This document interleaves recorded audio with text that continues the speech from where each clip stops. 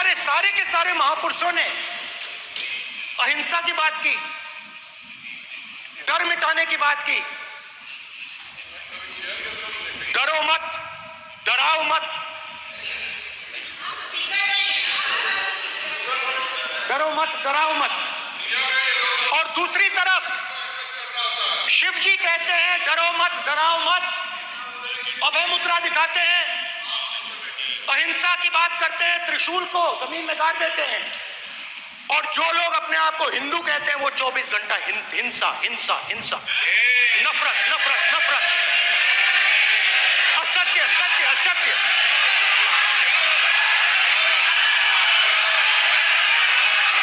आप हिंदू हो ही नहीं। ये विषय बहुत गंभीर है। पूरे हिंदू समाज को हिंसक कहना,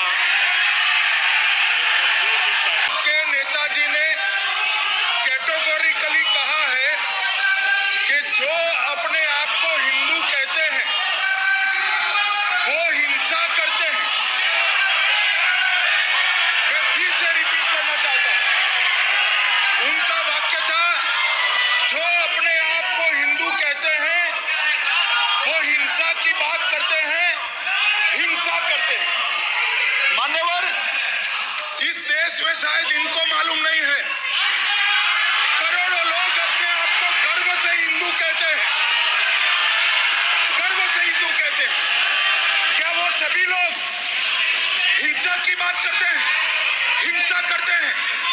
हिंसा की भावना को, हिंसा की भावना को किसी धर्म के साथ जोड़ना और इस सदन में और संवैधानिक पद पर बैठे हुए व्यक्ति ने, मैं मानता हूं मान्यवर, उन्होंने इसकी माफी मांगनी चाहिए।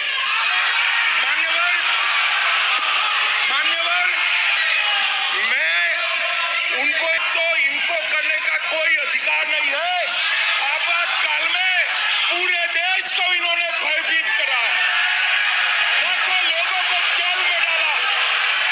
और आतंक, वैचारिक आतंक अगर कभी था, वैचारिक आतंक कभी था तो आपातकाल के वक्त था।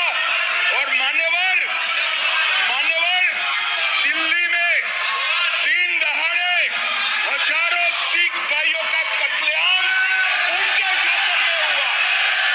आज वो भाई की बात कर रहे हैं।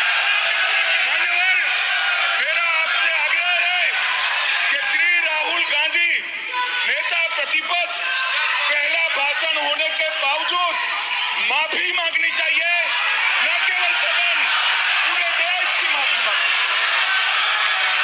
स्पीकर सर, ये संविधान की बात कर रहे हैं सर, और इसी संविधान का आर्टिकल 25 कहता है कि किसी भी धर्म के ऊपर कोई भी व्यक्ति किसी को हिंसावादी करार नहीं दे सकता है। और इन्होंने हिंदू का हिंसावादी कहा है सर। संविधान का इन्होंने अपमान किया है, संविधान की झूठी दुहाई दी है। इनको माफी मांगनी चाहिए सर। ये आर्टिकल 25 है सर संविधान का। सर इनको माफी मांगनी चाहिए। आर्टिकल 25 जो है संविधान, और ये देश संविधान से चलता है, ये पार्लियामेंट संविधान से चलता है सर। इनको माफी मांगनी चाहिए सर। माननीय सदस्यगण, इस सदन की एक गरिमा रही है और हमें संवाद चर्चा करते समय इस सदन की गरिमा को रखना चाहिए। और ऐसी कोई भी आपत्तिजनक बात जो पूरे समाज के पर विषय हो, कम से कम प्रतिपक्ष के नेता को बोलते समय ध्यान रखना चाहिए। मैं इसको सीरियस तरीके से देखूंगा।